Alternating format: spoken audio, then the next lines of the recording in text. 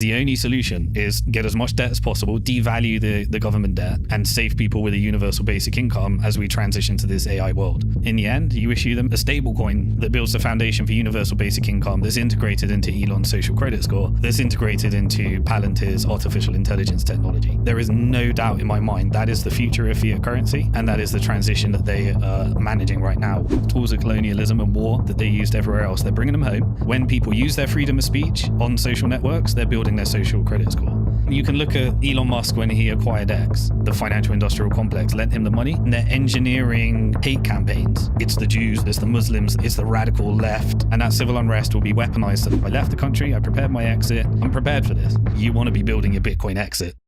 Archie. By definition, fiat currency is a Ponzi scheme. There's not enough debt to pay, the dollar is debt. All of these fiat currencies are debt. And every time they create money as a debt, i.e. a mortgage, the interest to repay the debt doesn't exist. So you have to roll it over. So that is a Ponzi scheme by definition, fiat currency, that requires ever increasing debt until you get to a civil unrest environment because the K-shaped economy is too bad and people can't survive and the others end up with the asset. And so we had a resistance against that in 2008. That started with the Lehman Brothers Chapter 11. I'll remember it forever. 2000, I think it was September 2008. I remember where I was. And we had all of these elaborate tools that were built in the global financial crisis. But what is the difference? The difference is that they get to socialize the losses and privatize the gains. They're going to do the same with the Bitcoin and crypto market. So they have the ability to tokenize everything into these real world assets, issue stable coins that are backed by government debt, follow the US fiscal dominance strategy, and turn everything in Wall Street into tokenized stocks, tokenized everything, even the energy markets, give you a carbon credit score, give you an ESG score, allow you to trade through these tokens, prediction markets, absolutely everything is going to come out of this. Is going to be more and more financial weapons of mass destruction in order to manage the game. And the only difference is that they can actually borrow money from the Fed for these fiat currency loans, and they get to socialize the cost and privatize the gain. And in the end, where this is going. In the end, it will be the biggest elaborate Ponzi scheme and rollover possible. Mass rampant speculation. I mean, look at the American economy right now. 70% of the American economy is services, and the largest service is financial services.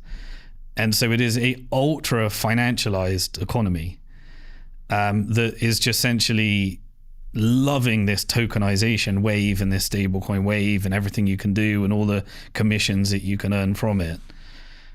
To steal more money from those that are paying the inflation, through money printing, and hand it over here, create an elaborate debt, Ponzi scheme again, but this time socialize the losses and privatize the gains. And what do you issue to everyone? In the end, you issue them a stable coin, helicopter money, that builds the foundation for universal basic income that's integrated into Elon's social credit score, that's integrated into Palantir's artificial intelligence technology. There is no doubt in my mind that is the future of fiat currency, and that is the transition that they are managing right now. Why? Because they know right now that civil unrest is the number one enemy of the West, because they're bringing those tools home, those tools of colonialism and war that they used everywhere else. They're bringing them home. And when people use their freedom of speech on social networks, they're building their social credit score. They're not giving you freedom of reach, they're just giving you freedom of speech because they want you to talk. And when you, in America, use your Second Amendment, and you're not going to be shooting guns into Palantir. We're in a digital war. But they will certainly use that, just as they are beta testing on the UK, to give you your digital ID. And to give you all the formation. And when there's so you have that civil unrest, immigration is the tool, clearly. Like, this is not governments that are deciding to use immigration in order to solve demographical issues. These are civil unrest campaigns. They're raging war. They're then allowing borders to come in, and then they're engineering hate campaigns. It's the Jews that rule the world. It's the Muslims that are invading. It's the radical left. It's the far right Nazi right.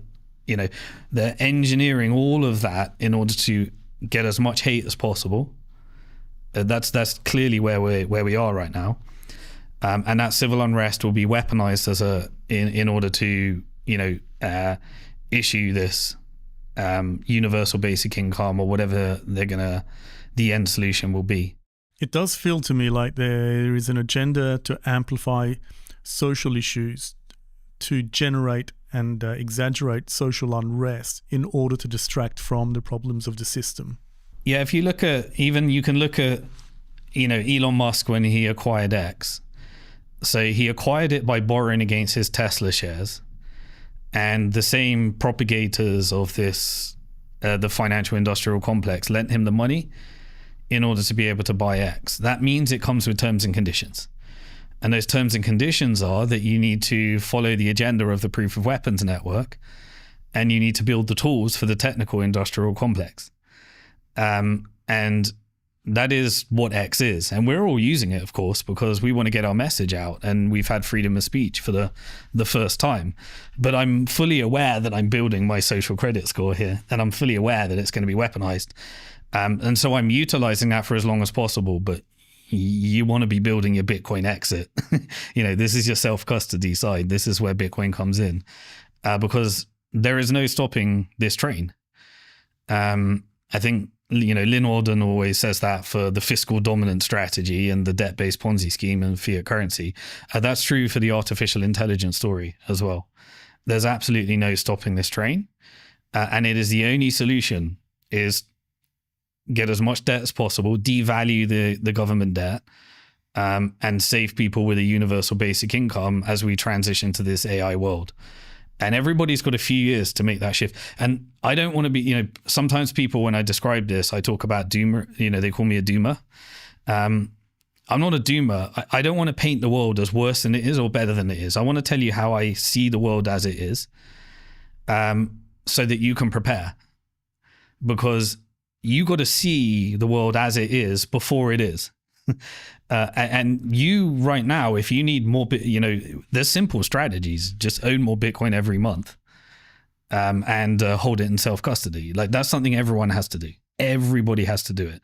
That's the future of your decentralized ID, your decentralized data, your decentralized social. The skill of self-custody is something everyone has to do. Sadly, the old people just ain't going to master it. But you need to learn that, because you need to protect yourself, because it took me 10 years ago in 2015, I predicted where I think our country was going. So I left the country, I prepared my exit, I invested, made all the investments I needed to do. I made a commitment from when Bitcoin was $3 to own more Bitcoin every single month, no matter how much it is. I was deep in debt at the time. Now I got 10 years to prepare, and I'm prepared. I'm prepared for this. And I think everybody's got five years to prepare from here, from today. So everybody needs to make a commitment from today that they need to prepare for this. And even if it doesn't happen, if it turns out, Simon, you're crazy, you're just some radical conspiracy theorist, you will be in a lot better position even if this doesn't happen, because you prepared for what might happen. I think this is happening. And I think it's not something you can wait to happen and then suddenly try and figure out how to fix it. You need 5 years. You need to decide, what am I doing with my debt if you're deep in debt? There was a moment I left investment banking in 2006. I tried to create a bank. I went in creating that bank, which didn't work. I got very deep in debt. And I had a choice at the first Bitcoin conference to either pay my debt or buy Bitcoin. And I can't give you the advice. There's consequences to this. But I decided I have to pay myself first, and I have to build an asset And then one day I'll be able to pay down my debt. And I made that decision. That decision was the best decision I ever made. That sounds crazy, given how early you were into Bitcoin. What gave you that conviction that Bitcoin had longevity? For me, I got Bitcoin because I found it at the exact time when I realized that there was no solution to the debt-based Ponzi scheme. And so before I was a Bitcoiner, I was a part of a monetary reform community. And we used to, in the UK, there was, I was part of it in both America and the UK. I think it was Dennis Kucinich that had implemented a bill in order to ban fractional reserve banking. And I spoke at his conference in Chicago. This is before Bitcoin. And in the UK, I was a part of a group called Positive Money. And they used to meet. It was a bunch of pensioners and old people that would meet. It was boring as shit. We used to go to this place in Birmingham called Bromsgrove. And we used to go to this hotel in Bromsgrove where all these pensioners would talk about how we're going to move to a gold standard again and eliminate fractional reserve banking. And we used to debate it. And there were all these old school people that were a part of the monetary reform community for all these decades, trying to get the world back onto a gold standard. And they knew me as the guy that knew technology and the social media guy and, all this type of stuff. So I would take their thoughts and I would put it up on YouTube and share it on social media. So this is 2006. I left investment banking. I then decided that, look, after working with there was a guy who was a part of the community called Dave Fishwick, who created a BBC documentary on trying to create a bank. And he wanted to create a community bank just to pull together money and lend people that money. And it was like this BBC documentary, and we went to Parliament and we presented in Parliament.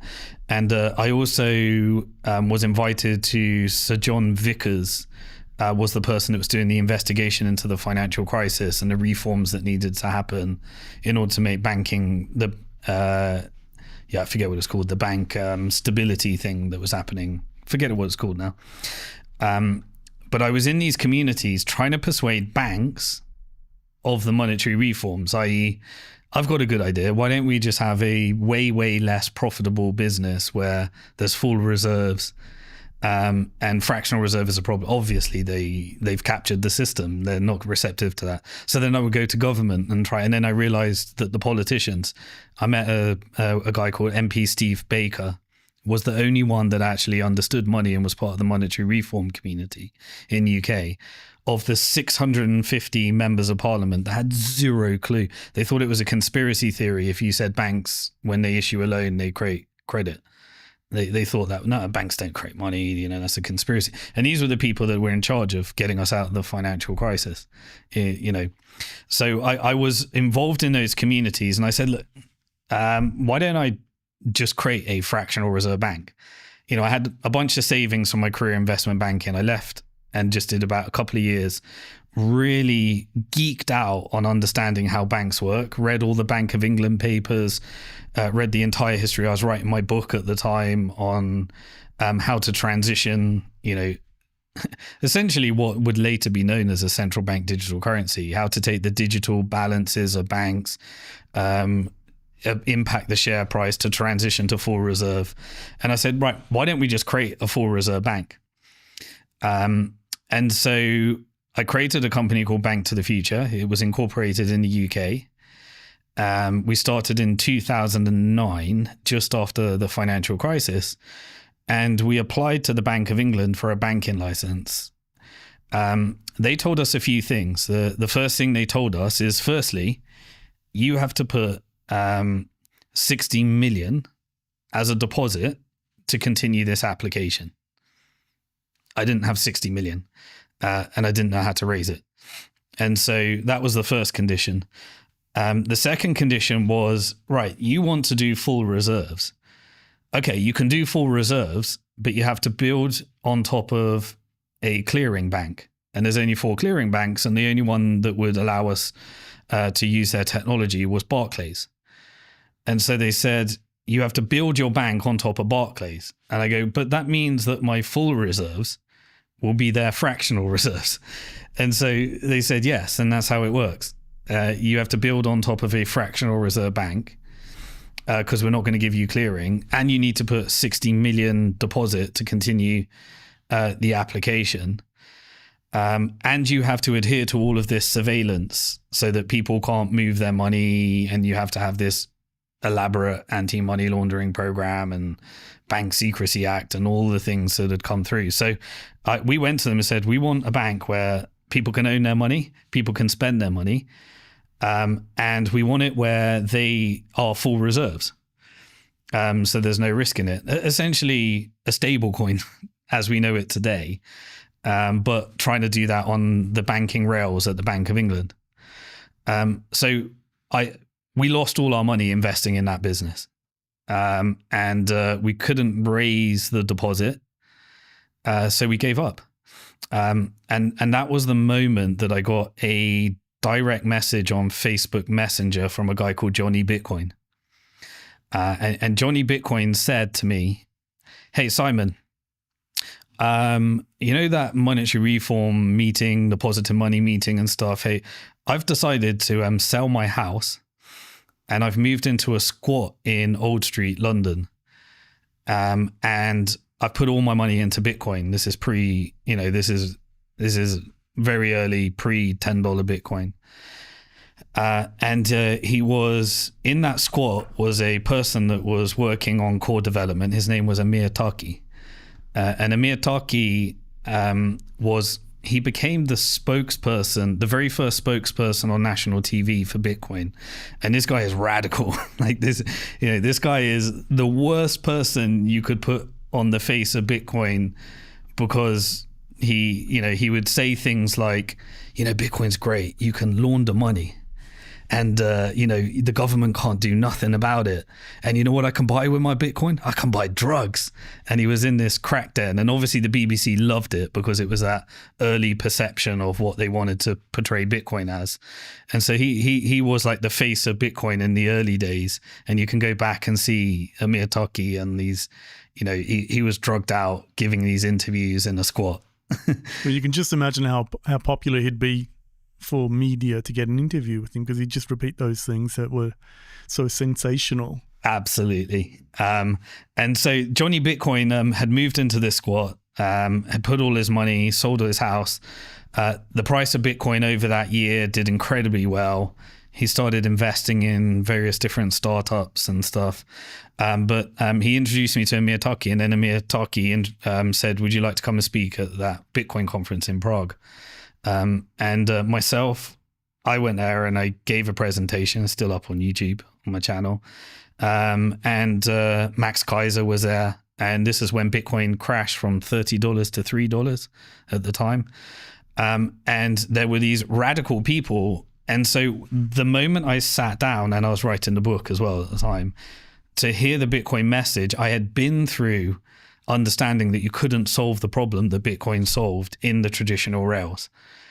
And so when I realized that this is money you can own, money you can spend, and money that has a fixed supply, I was 100% receptive to that message. So you knew they were features that at least a strong, small community of people were looking for. But what made you think that it would expand beyond that? Or did you not care if it did?